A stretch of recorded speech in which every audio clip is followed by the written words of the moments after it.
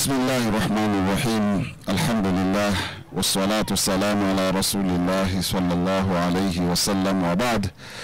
Ndugu zangu watazamaji na wasikilizaji mnaofuatilia katika channel hii ama TV hii, swali lilokuwa mbele yetu hivi ni kwa nini mara nyingi wanandoa tunapooana mwisho wa siku sasa maamuzi yetu pengine mtu udai talaka, hasa ndio linalotokea hilo, watu hukimbilia mahakamani kwenda kudai talaka.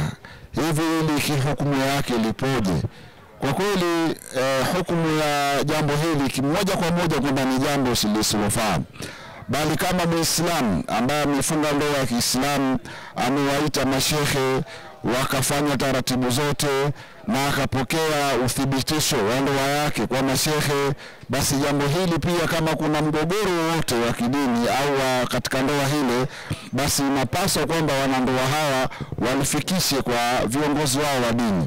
Na alhamdulillah nchi yetu hii ya Tanzania sasa hivi sijui kwamba kuna Muislamu ambapo itatokea na mgogoro kwenye ndoa yake akasema amemkosa shekhe wa kusuluhisha jambo lake, ama amemkosa kadhi katika mkoa wake au kata yake ama wilaya yake ya kwenda kulisimamia jambo hili na kulikamilisha.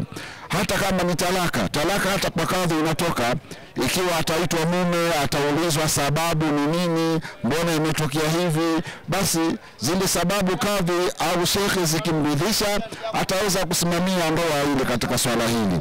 Lakini kama itatokea sasa mtu jambo lake hili la ndoa analipeleka katika mahakama haina mamlaka ya kumwachisha huyu, kwa sababu sisi tunafahamu katika Uislamu kwamba talaka inapatikana ni kuacha. Sasa mahakama haiwezi kumwamuru huyu kwamba ndoa ameivunja. Hapana, labda ndoa hiyo imetokea bomani, sababu tunashuhudia katika baadhi ya ndoa Muislamu na asiyekuwa Muislamu wanakwenda kwa mkuu wa wilaya au eneo hilo wanafungishwa ndoa, basi huwa anaweza akavunja ndoa hiyo. Lakini kama ndoa imefuata misingi na taratibu za dini ya Kiislamu, basi ndoa hiyo haiwezi kuvunjwa mahakamani, bali ndoa hiyo itavunjwa kwa misingi ya dini yetu ya Uislamu. Na hata ile mahakama unapopeleka jambo lako la kwanza watakuuliza mmetoka katika vyombo vya kidini au dini yenu. Maana yake wanafahamu kabisa kwamba hili linamalizwa na kwa utaratibu na sheria ya dini ya Kiislamu.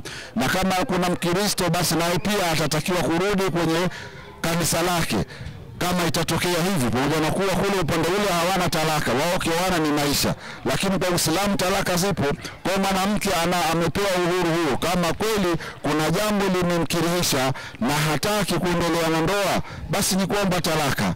Na kama mume hataki kuacha, itaangaliwa sababu, nani aliyesababisha hili la na mpaka ndoa ivunjike. Kama ni mume ndio aliyosababisha, basi mume atoe talaka. Hakuna mambo ya kujivua katika ndoa, kwa sababu Waislamu wengi utaona kwamba mtu anakwenda kudai talaka mke, pengine mume ndio sababu na ndio sosi na chanzo ya hilo, alafu ati anadai kujivua ule mke. Hapana, kama wewe mume ndio mwanzilishi wa hilo, basi maana yake unatakiwa wewe kama mume utoe talaka. La sivyo basi mke huyu anatakiwa kwa mujibu wa sheria ya Kiislamu ende kwa vyombo vya juu vya kidini. Vile vyombo vya juu vya kidini vitamwita huyu mume. Mume akienda ataambiwa basi kwa hili tunakuomba muache huyu mke, na akikataa basi ile mahakama ya kadhi itatoa talaka. Na kama mume hakuenda, ameitwa hakuenda kule, basi mahakama ya kadhi pia Kiislamu itasimamia swala la talaka hiyo na swala talaka imesui. Ama kulipeleka jambo mahakamani kwa mujibu wa sheria, huko kwa kweli talaka hiyo haitosihi.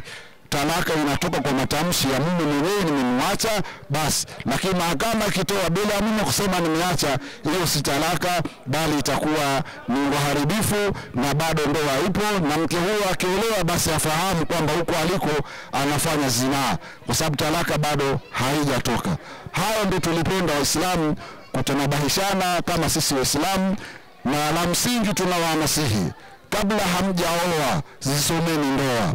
na wewe mke kabla hujaolewa isome ndoa kwa mujibu wa sheria ya dini ya Kiislamu. Nadhani haya yakifanyika, haya mambo kama haya kipuuza yaweza kufanyika, kwa sababu wewe ndoa umesoma, sheria ya ndoa unaijua, ndoa inavunjikaje, basi utafuata misingi ya dini yetu ya Uislamu. Tunakuombea inshallah kwa haya machache tuendelee kuwafanyia kazi, na wanandoa mlikumbuke hilo na mlifahamu hilo, vinginevyo itakuwa mmeingia katika dhima kubwa la kumkosea Allah subhanahu wa ta'ala. Wassalamu alaykum wa rahmatullahi wa barakatuh.